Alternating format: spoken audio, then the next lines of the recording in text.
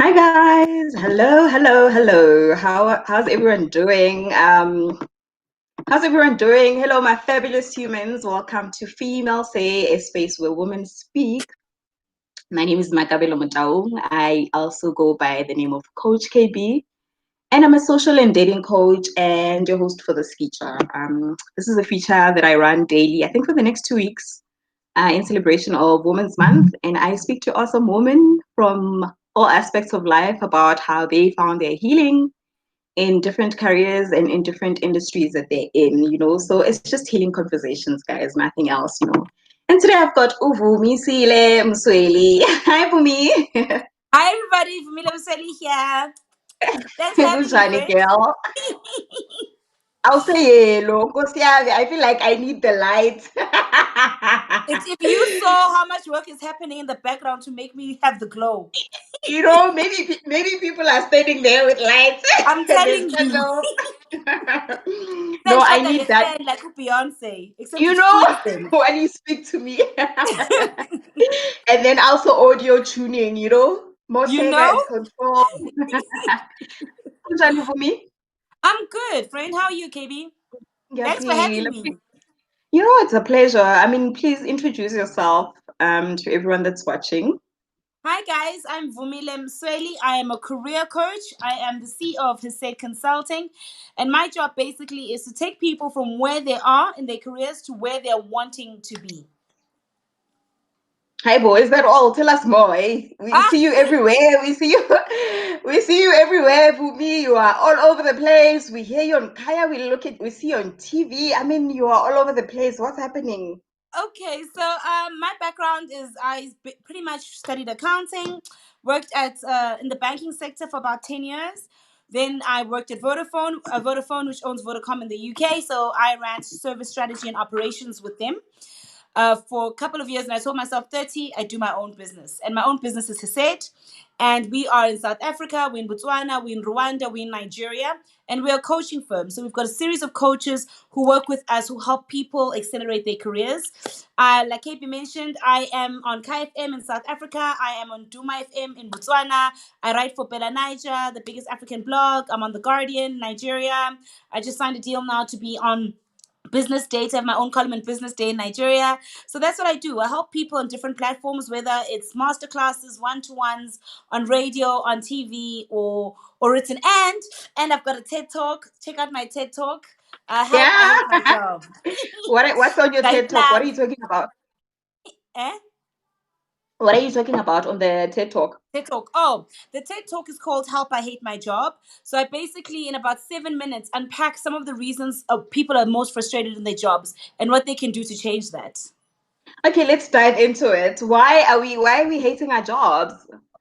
Oh, babes. So the number one reason we hate our jobs is because we don't actually plan for our jobs. So what happens is Hmm. most of us, we come from tech, we come from varsity, we come from matric, we get a job. And you usually settle for the first opportunity you receive, right? Because if you've Hmm. got your little piece of paper, that certificate, and someone says here's a job, you don't say, oh no, let me wait and see, maybe I'll get a better offer. We take the first thing that comes along, and that's what keeps happening throughout our careers. Very few people design their careers just happen to them.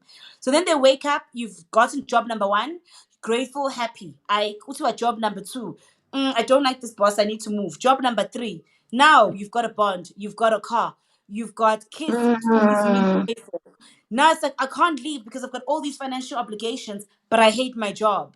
Of course, you hate your job. Imagine if I said to you, let's go on holiday, and I don't Hmm. tell you where you're going. And then I just take you back to my village in Mtuba. You'd be like, I thought we were going to the Maldives. You didn't Hmm. say where you wanted to go. So, of course, you're going to be frustrated where you find yourself. Geez, there's a lot to uncover. And I mean, nobody teaches us this thing. It's amazing, Uti. Now we're finding that there's women who do what you do, where they teach us about career coaching. Because a lot of us don't even know what we want to study Maspumi University, to be honest. I mean, straight after high school, you don't even know. You hustle on and see what's the cheapest course you can find. Mm. What's the We don't know, we don't talk about these things. Why is this a problem that we have as Black people, or do white people have this problem as well, or do they have better resources and better structure in terms of their career? So I think it's not necessarily that white people have better resources. White people tend to have more exposure. So what tends to happen is we aspire for careers that we can see, right? So if Mm, you grew up like where I grew up, it's just that really the people that you see are teachers, nurses, the occasional doctor. And then mm, when we were coming up, all of a sudden the season Masanas were coming up with accounting. So I was like, yo, I must study that. That seems like it's got money. So we choose careers based on the exposure we have to them. Our white counterparts have had exposure to various careers for several years. So mm. their choices are a little bit different. And also the exposure to it and being able to speak to people in those careers to help you make that decision. So if you're Vumile and you're born it's just that really, who are you going to speak to say, yeah, I'd like to be a career coach? How many career Yeah. coaches do you know? I remember saying to my mother at the time, I want to be an actress. And my mother was like, you want to be on Generations? It's what we could see, right? Yeah, So yeah. that's exactly it. And I think the beauty of social media is now we get to see different things. KP, did you, when you were Mm. in high school, did you think here you are going to be helping us with our love lives? Bengazi ukuthi abafana bayangithanda, but I didn't know ukuthi that ngiyadlala. I'm joking. You know, but for me, here's the thing. A lot of us, okay, I hear, no, so finish off your, because you were still, unpacking why Oh we no, find that's ourselves what in I'm this saying is situation. that the more Yeah, exposure we get, different choices we can make. But the yeah. challenge is, how do those of us who are in our 30s, in our 20s, in our 40s, who Mm, are stuck in these jobs we hate, start to transmute that energy and get into another stream that actually serves us? mm.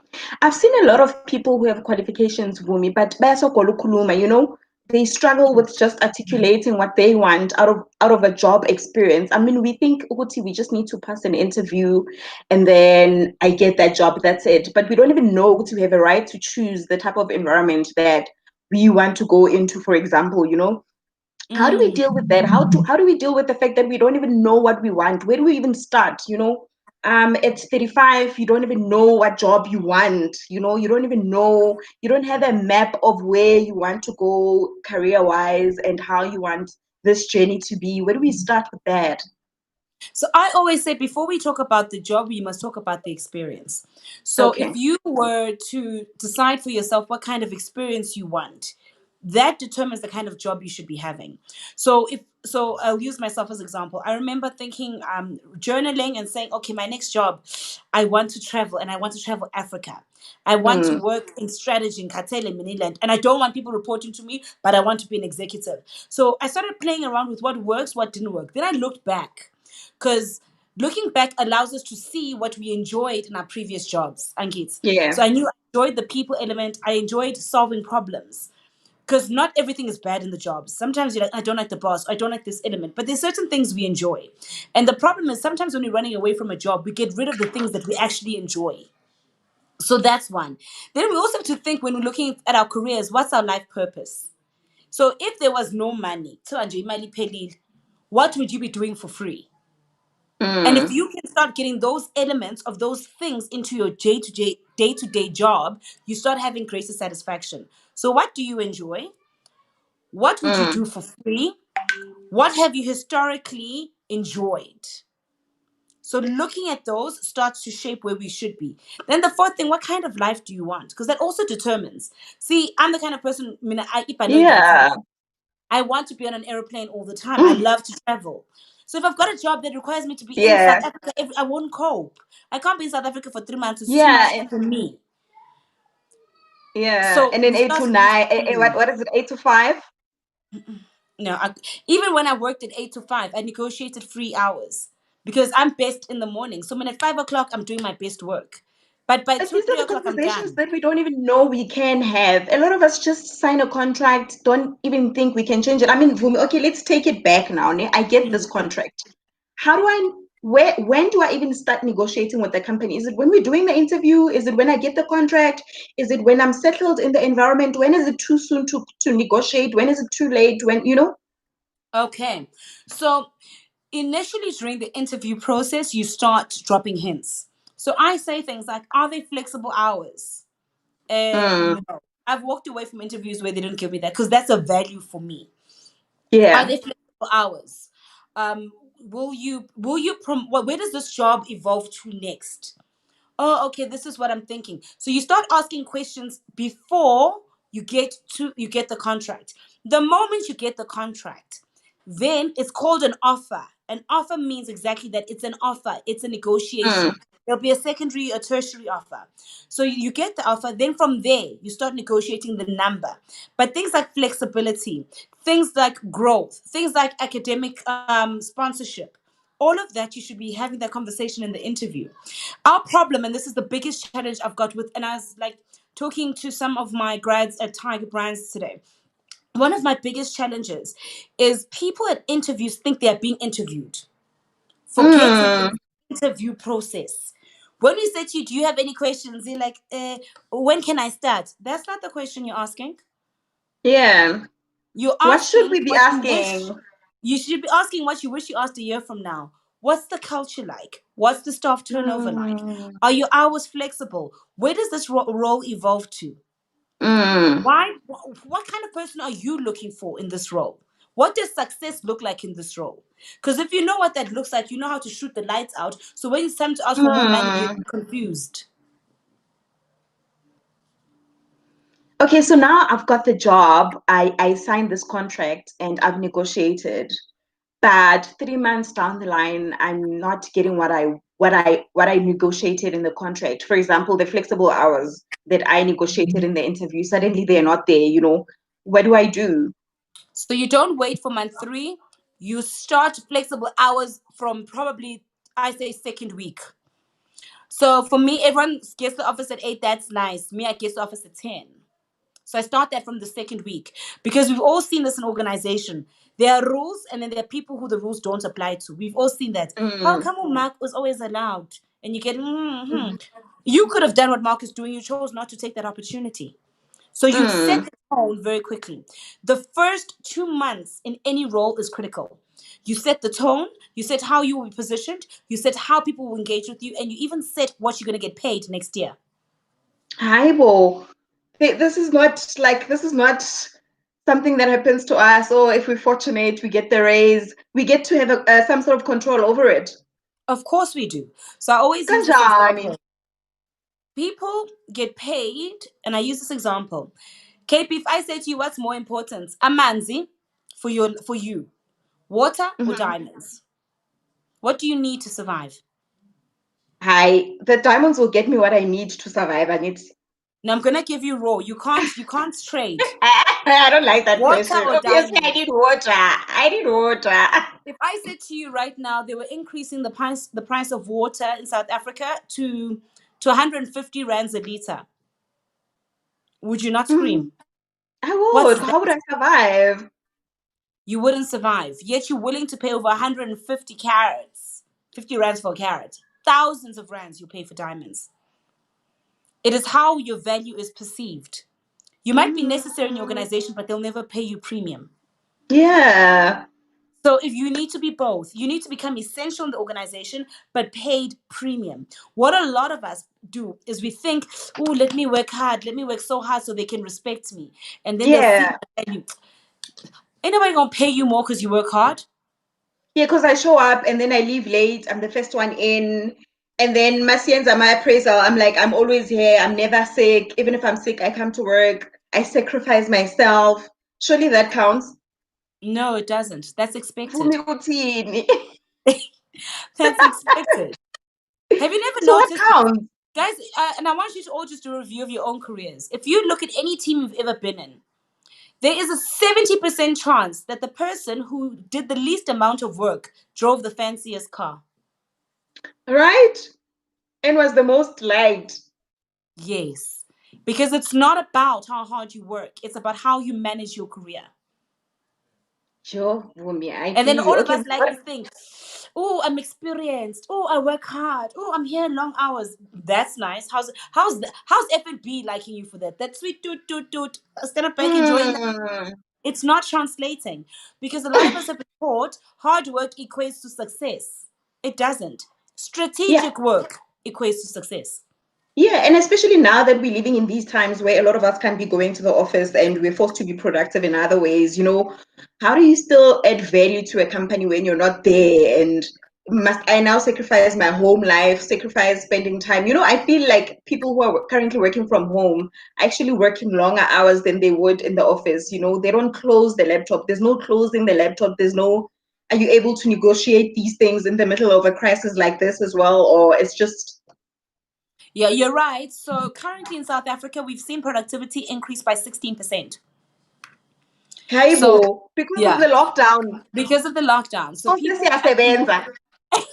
get set answer, but it's also we expect that to even increase because of fear of job loss, right? So already in South Africa right now, Hmm. since lockdown began, 3 million people have become unemployed. 3 million people. So a lot of my clients are coming to me now asking for sessions. Vumi, let's talk. I need to ask for a raise. Like my husband's lost his job. Yeah. I need more money. Guys, your personal finances and the management thereof doesn't equate to an increase. What value did you bring since lockdown began and now? The value What you've venue? brought, how has that impacted the company financially that they should pay you an increase for? If you're a What are some of the salesperson, values people are bringing in this crisis to their companies? great question. So if you're a salesperson and you've increased your sales during lockdown, please feel free to ask for an increase because they need you more than you need them. If you are sitting and all you've done is push 5 more papers than you normally could, and that 5 more papers doesn't equate to clients staying on in the organization and retaining those clients, then you Hmm. are in no position to ask for anything. Show me the value you bring as per what your boss or your organization values. You saying I work Hmm. very hard, really is that's nice. Has your what impact does that have on your CEO sleeping better at night?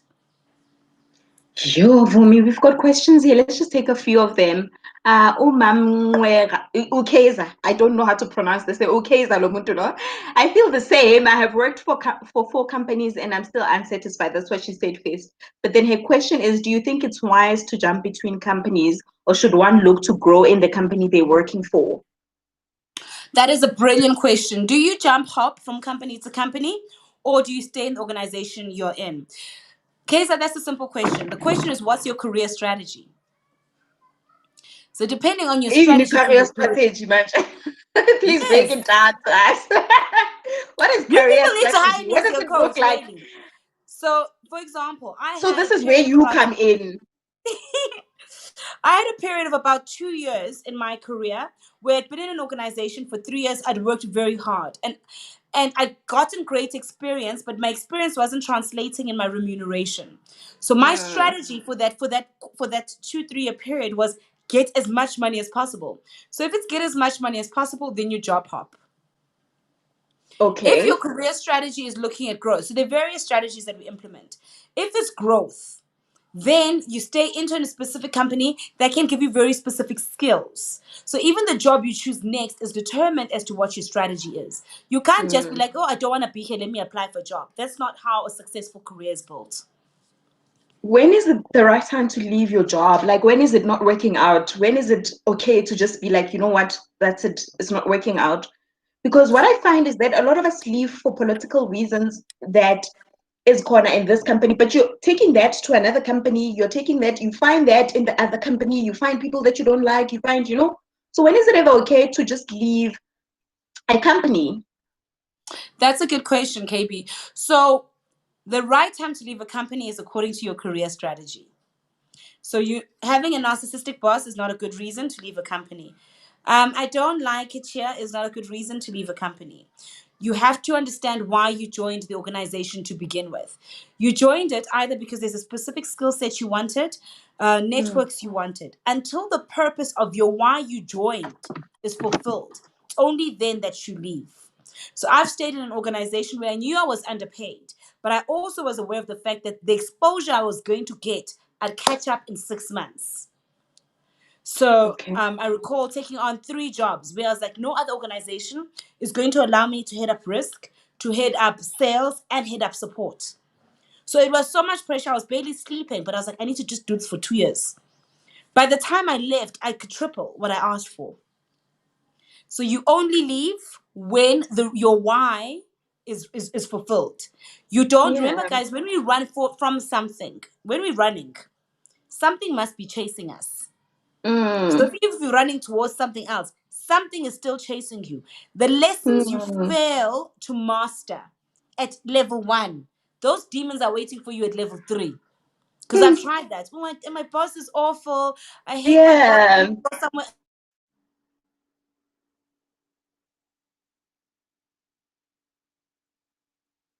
I think we've lost Vumi Else. there. Vumi. I think we've lost Vumi back there. But she touched on very important points, guys. Hey, I didn't know all of this. It's so amazing that we don't invest time in really figuring out what we want, Nati, But I'm so glad that she touched on these things. And my next question to her was gonna be Benisi Gambus. Oh yeah, you're back. Hi, Vumi.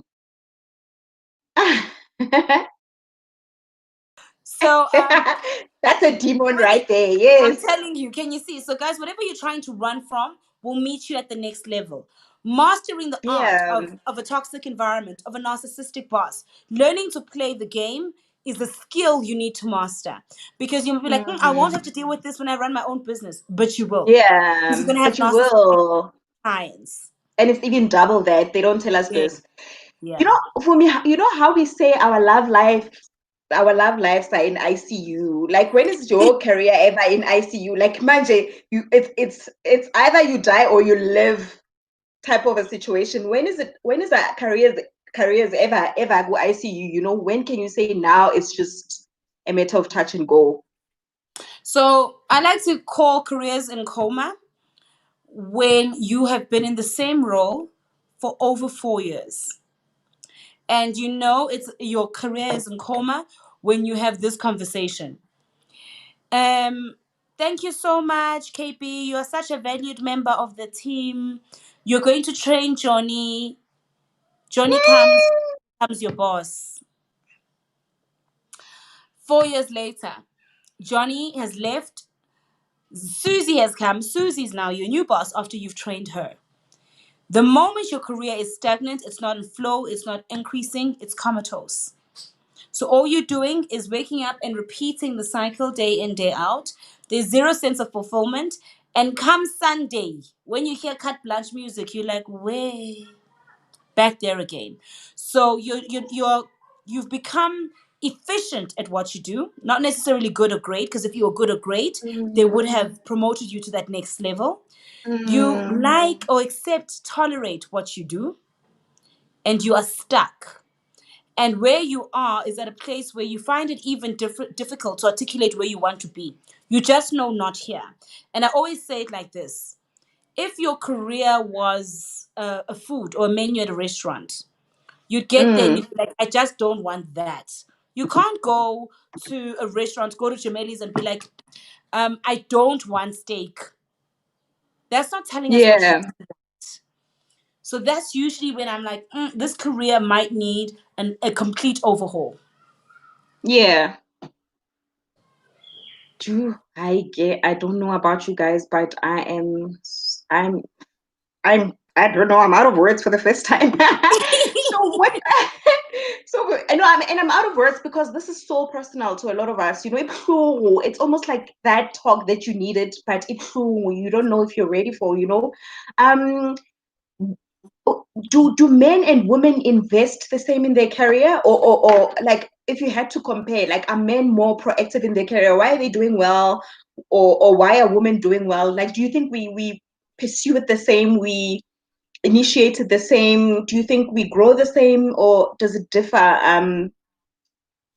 the Hmm. career from a men's So, perspective and a so men are a lot more intentional, I found, with the men that I've coached. Men tend to be a lot more intentional about their careers. They invest a lot more time in the relationships. So here's a good example. I've got a client recently who's been in the same organization for several years, mm, and her big frustration is they don't see me. And a simple question: are you there for after work drinks? No. When it's golf, are you there? No. I come in, I do my job, and I leave. And I think that's the biggest problem we've got. A lot of people are under the assumption that career success has to do with the work that they do. It doesn't. You're not effectively managing relationships, you're not effectively managing your perception, and you're not managing your pay. That is the reason in South Africa right now. Men, yes, there's a historical reason, but currently, even Mm, with our grads, boys get paid R1, a girl will get paid 75 cents. mm, Men earn 25% more than women in South Africa right now. Yet the majority of the most employed people are women. mm. We make up Why the is that, largest Vumi? Why are we workforce. earning less? Why are we earning less? It's because we don't negotiate. We don't negotiate. We think our work will speak for itself. And I think that's the fact. That is, you know, when they said to us, and then they lived happily ever after as kids. Yeah. The fairy tale of today. And then she worked very hard and they recognized it. And she was sweating. It doesn't exist. It doesn't Hard exist, work is right? expected. It's a hygiene factor. Your inability to manage relationships, your inability to manage Mm, perceptions. And then the third thing I found is your inability to speak up for yourself, which is why I think my biggest selling course is the art of public speaking. People yeah. don't know how to speak up for themselves. And if you know Zulu sitting if you're quiet, Mm, you could die. Yet we keep quiet in our careers and we keep hoping, hope against hope, that someday this amazing manager will turn around and look at you and be like, ha, look at you, Zintle. You've been working so hard. Let me you've been give you here a 10 40%. years. You've been here 10 years. You're so experienced. Guys, facts that people don't tell you right now. Your experience within an 18-month period gets redundant. That's how quickly systems and organizations are changing. Changing, yeah. And the But pride in I've been here for 10 years, that's fantastic. That's why they gave you a mm, watch to show you how much time you've spent. in a certificate. Yeah. Our mothers used to bring certificates and they would hang them by the wall. So for me, I mean, these tips are great, but I'm thinking, does it work for your average South African who's in retail, for example, or who is a blue collar, or who is, like it? Where does alama tips wakho asebenza happy? Like, can it still work even if I'm behind the counter, even if I'm in the kitchen, even if I'm. Yes, so there's a fantastic story of my latest client, which I love, who happens to also be my mom's best friend. She was a cleaner, and this week she got her offer to be a teacher Oh, that's in nice. the exact same organization, the same school. So if Hmm. once I can go from holding the mop to holding a piece of chalk to be a teacher, that transition is very possible. What What we came changed? up What changed for career her? strategy, career strategy. Hmm. All of a sudden, she knew her career destination. I want to be Utish. How do we work backwards? Okay, we need matric. We need school. Who can sponsor that? Who in the organization can give that kind of support? Then we also started Hmm. looking at things, okay, interview skills, public speaking. I was coaching her from here, saying, no, what's that Hmm. answer? Go through that again. Speak slowly. Remember to articulate yourself. Those skills work across the board. It is not who's the most educated. These are career principles. Hmm. If she can go and then become a teacher and starting next month, I know this works across the board.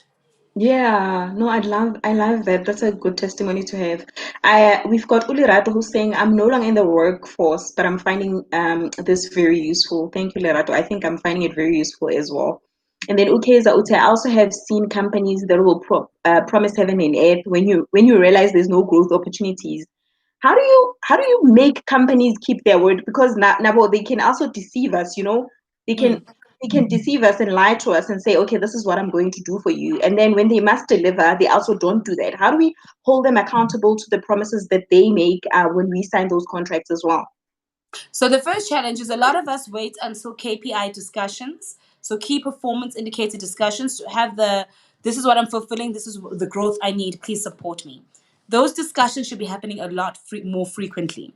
So you can't get frustrated in 2 years' time when you haven't Mm, been having discussions on a monthly basis to say, this is the support I need, this is where I'm wanting to go.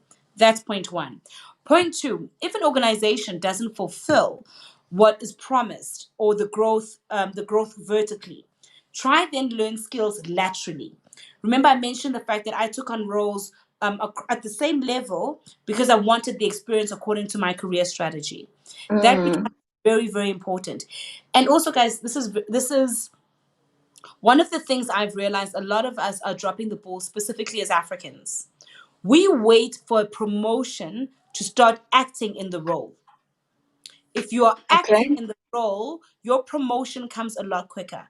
And I always use the example of what happened to me at Investec. I went to the CEO and I was complaining, oh, I don't think we should do this, we should do that. And then it was like, no, you do it. I'm sure you and I see the way you're complaining, take on the project. I was still a call center agent.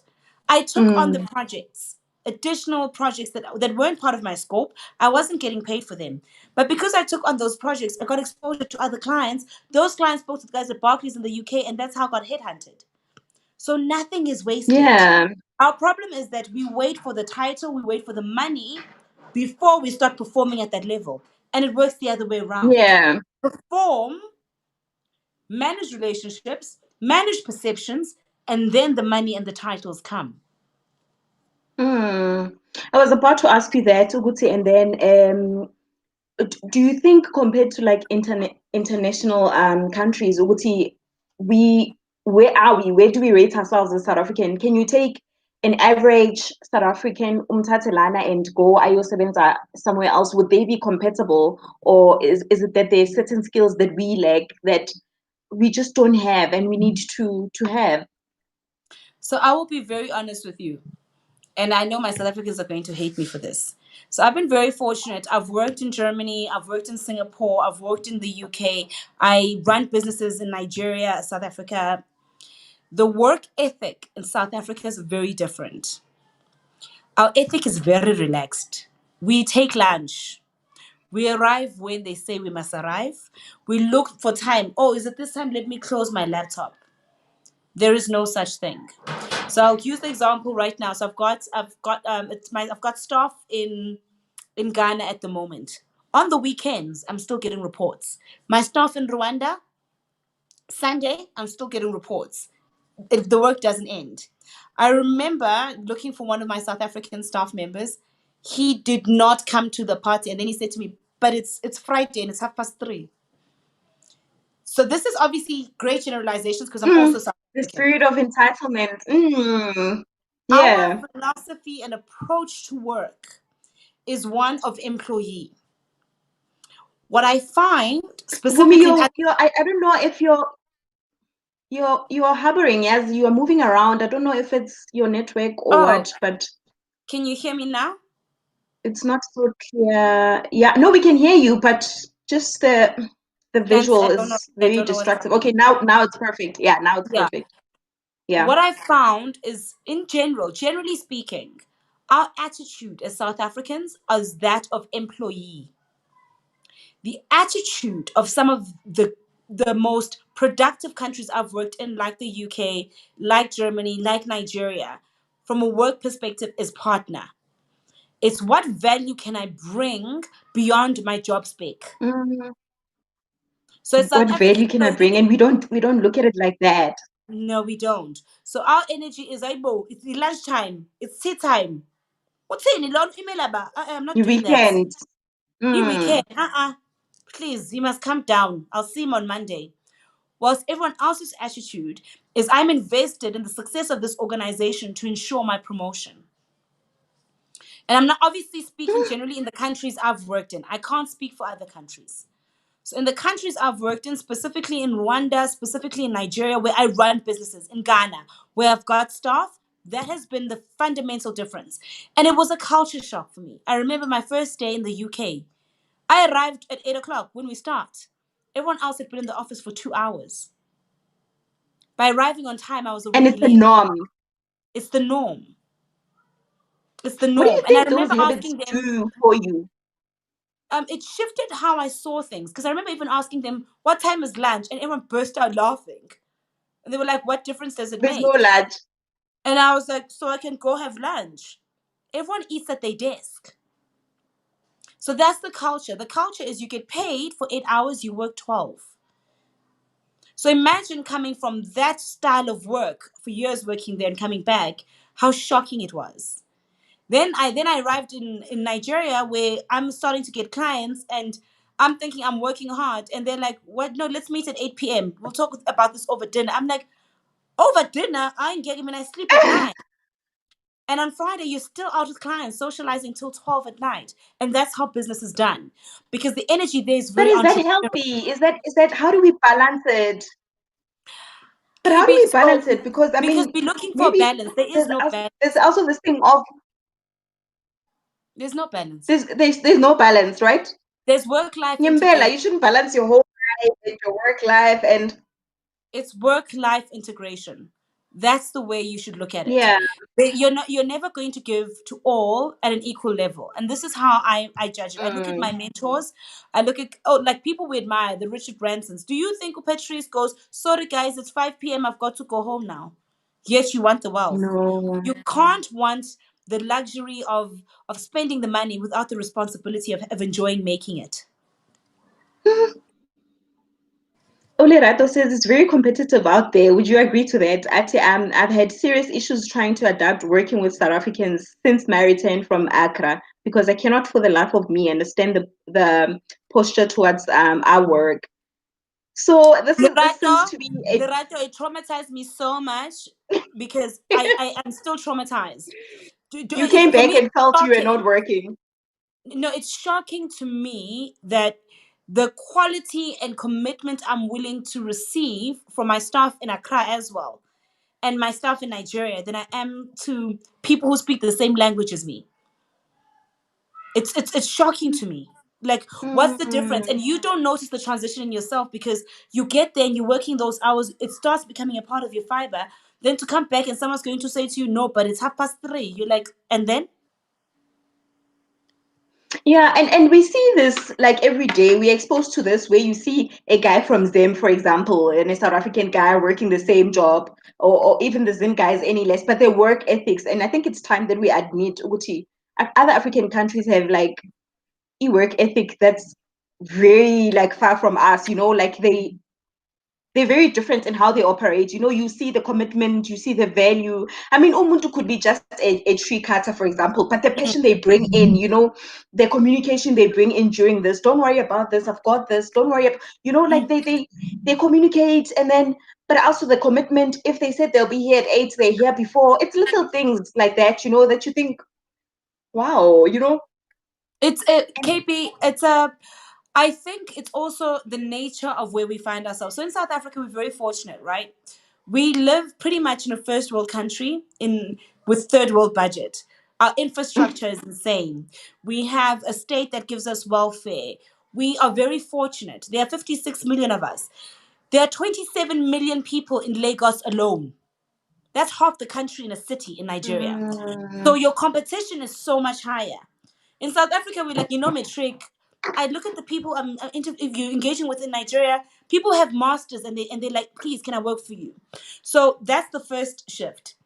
We aren't aware in South Africa, it hasn't set in to us that we still think we're competing with other South Africans. That's our biggest mistake. We are competing with the world. If you are brilliant in IT, fantastic, mm, because you think you're the best here in Bryanston. Are you good enough to compete with a child sitting in Sri Lanka, in Bangladesh, someone sitting in MIT in the US? That is what this pandemic is highlighting. mm. Are we globally competitive? That's one. But the second thing is, I don't want it to be all doom and gloom when it comes to South Africa. Like, I've recently hired an amazing intern, Lorato. This girl was like, Vumi, I love your courses.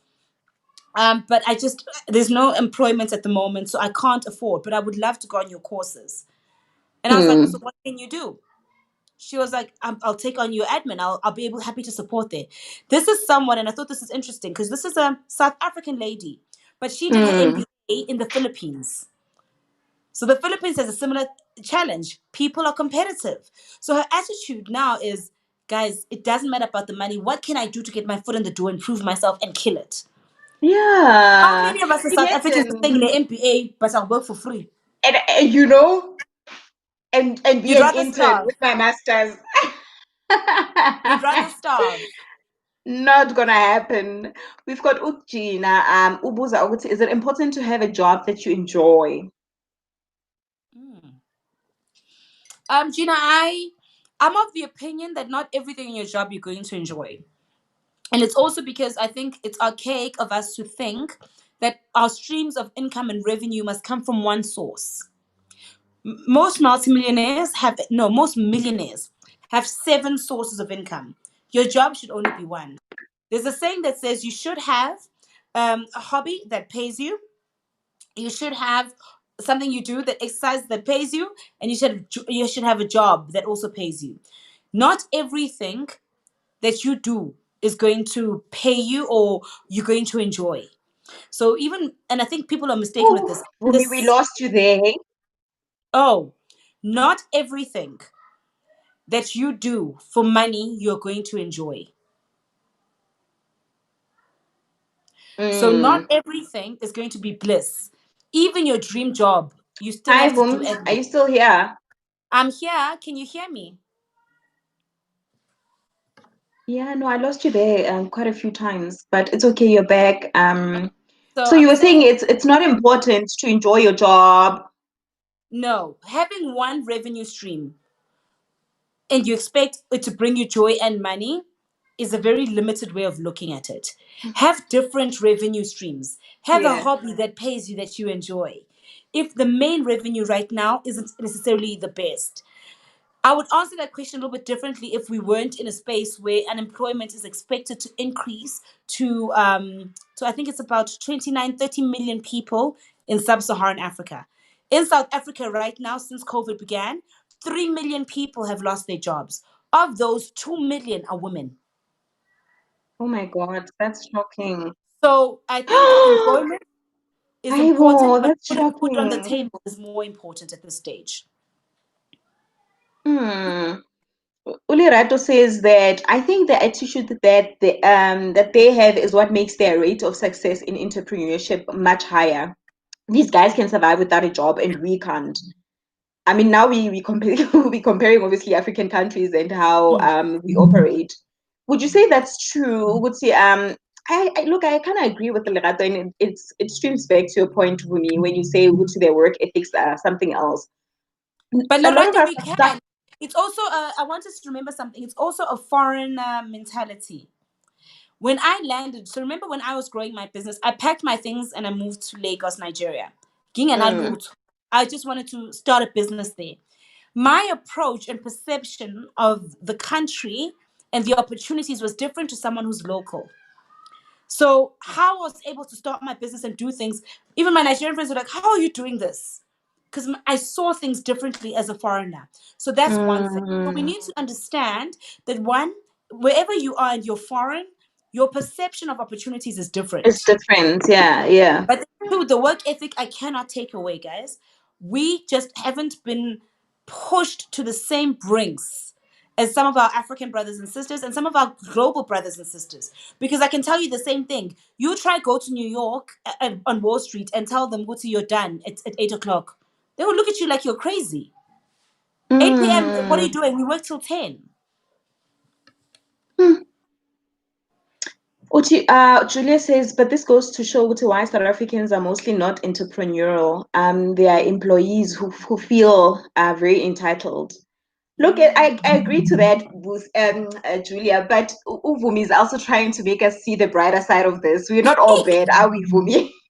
No, we're not, guys. I'm very proudly South African. I just think our inability to be as entrepreneurial as we could is also historical, guys. Remember, we are still overcoming the history of not being able Mm, to own businesses. Yes, we've been free for 25 years, but that culture set in amongst our people.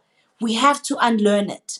And what tends to happen if you look at the cycle of entrepreneurship, first it's survival entrepreneurism, and then it starts being scalability, where all of a sudden, oh, black like me are opening up everywhere. Then it starts to become mm, transformative, where industries like things like the Sahara silicon savannah in Kenya start coming up, where people are disrupting things.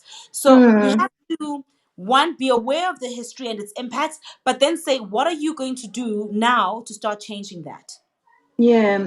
Vumi, are you ever late to change your career? Is it ever too late for you career-wise? I mean, the young ones are coming up now at 21. They're so brilliant. They're so bright. They're so sharp, you know, compared to us at 35 or whatever. Like, how do we keep up with these young minds and keep relevant especially the ones after 35? How do we do that? Because we're competing with young minds. They're fresh, they're vibrant, they're go-getters, you know?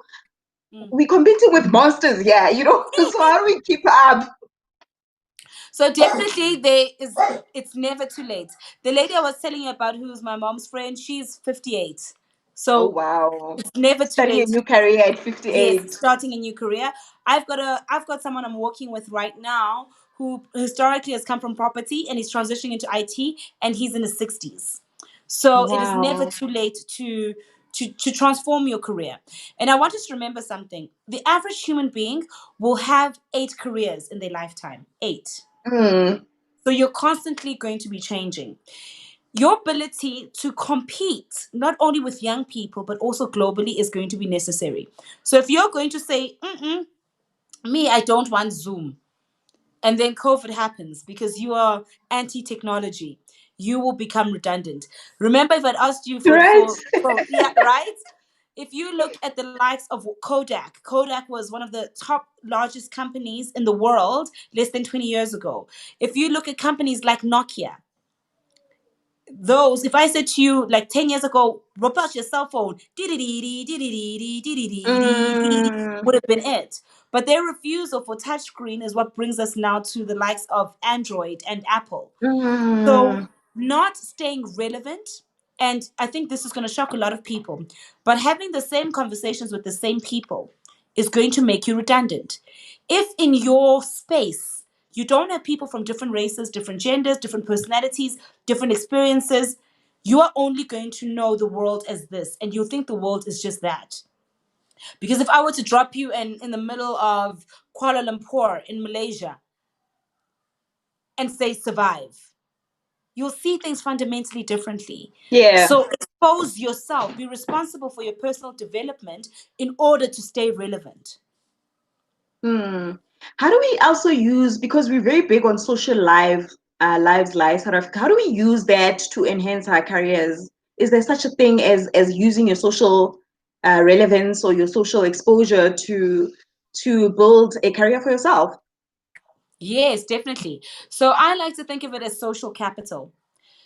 They like saying your network is your net worth, right? Mm, Who you know can influence how much you earn and where you earn. So, but if people don't know what it is that you do, it goes back to what I was talking about, perception management. People can't help you. And if you don't know what you want done, people can't assist you. But also, if you're mm, only becoming friends and engaging with people because you want something, people know that energy and they stay away from you because you're a user. But mm, effectively harnessing and investing in relationships allows us to, one, cultivate careers that we like, get feedback, and have doors open to us. I remember when I was finishing my MBA, I was sitting at home thinking, oh, I was back in South Africa. What do I do? It was a friend at book club who helped arrange my next job. I was like, oh, we're actually looking for someone. Let me just give so and so your number. Next thing you know, you get headhunted to work somewhere else. mm. Vumi, I know you're very big on education. I know because you didn't speak much about your qualifications here, but I know if we had to speak about your qualifications, we'd talk the whole day. How important is education? Wamanje, how important are those courses that we should be taking? We're seeing a lot of free courses online now.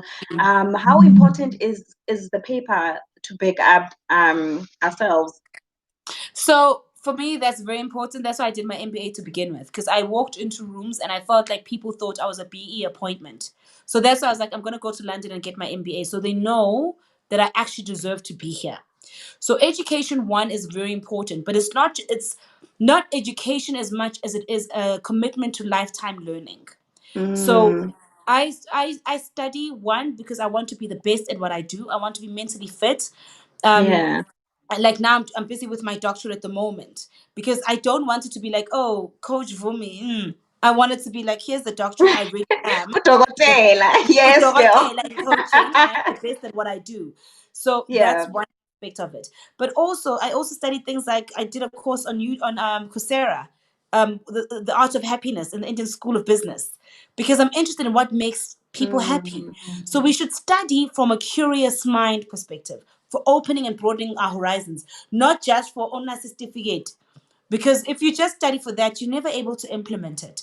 So study for where you're wanting to be and how that will make you better than other people. Remember, guys, we are competing globally. Hmm.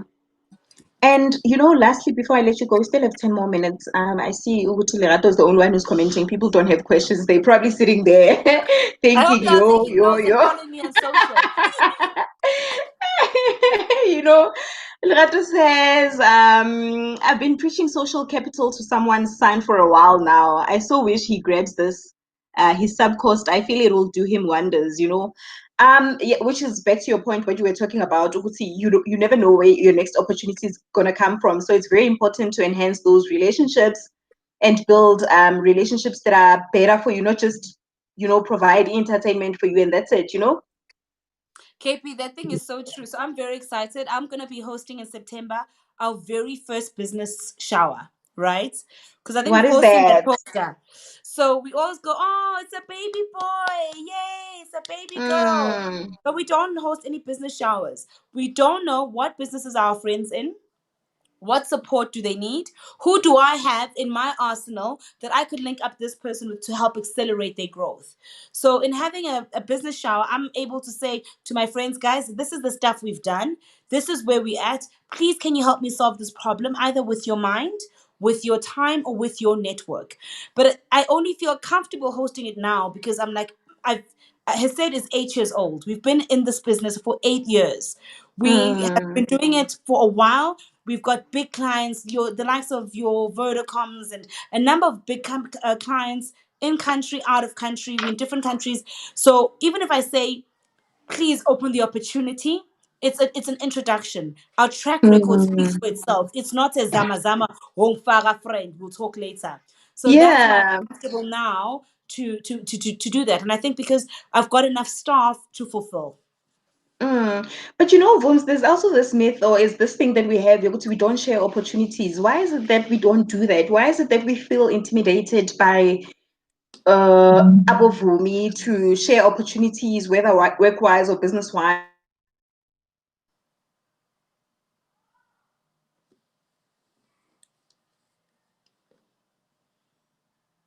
Yo, KP, are you there?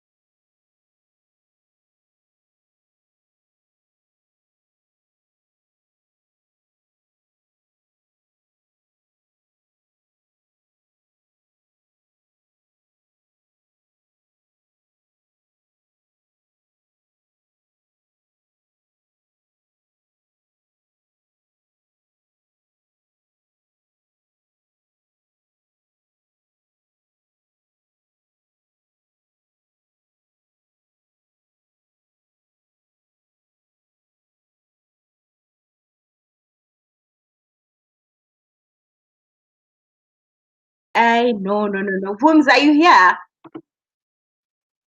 Oh, I thought I lost. So sorry. Okay. Brilliant question, Yoguti. Why is it that we're afraid to share opportunities? And that comes from a Mm-hmm. place of lack.